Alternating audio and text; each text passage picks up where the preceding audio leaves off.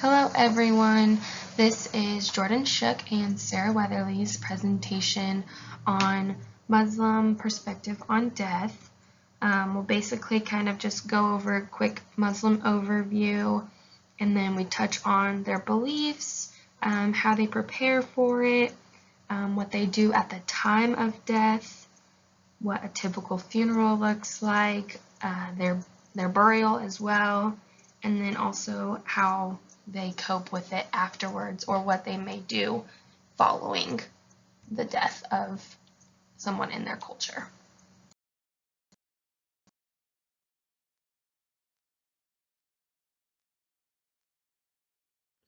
At the time, the eyes of the deceased will be closed and the body is laid out with their arms across the chest. The head will also be placed to face towards Mecca.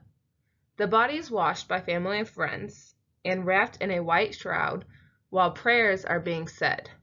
Contact between the body and non-Muslims is highly discouraged. If a non-Muslim needs to touch the body, they need to wear gloves. Males should handle deceased males, and the females should handle deceased females.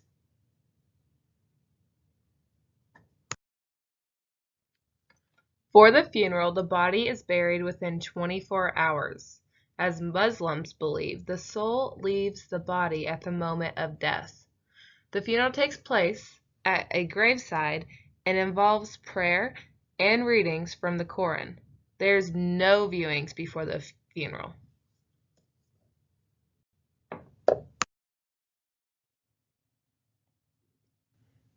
During the burial, no women are allowed to go into the graveyard.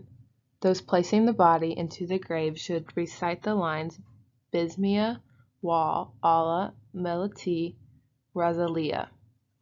Mourners are forbidden to show any excessive amount of grief, like shrieking, tearing of clothing, and breaking of objects. This is expressing a lack of faith when doing this, and it is prohibited. Once the body is in the grave, a layer of wood or stones are placed on top of the body. Then each mourner present will place 3 handfuls of soil into the grave.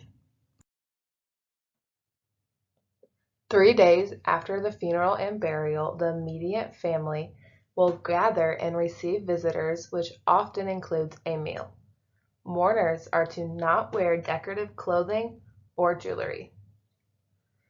It is typical for male family members to go visit the grave daily or weekly for 40 days. After 1 year, there is a large prayer gathering of family and friends, and it is often that widows are expected to observe a longer mourning period, generally of 4 months and 10 days. To end this presentation, I would like to say that these are the different resources we use to help gather our information.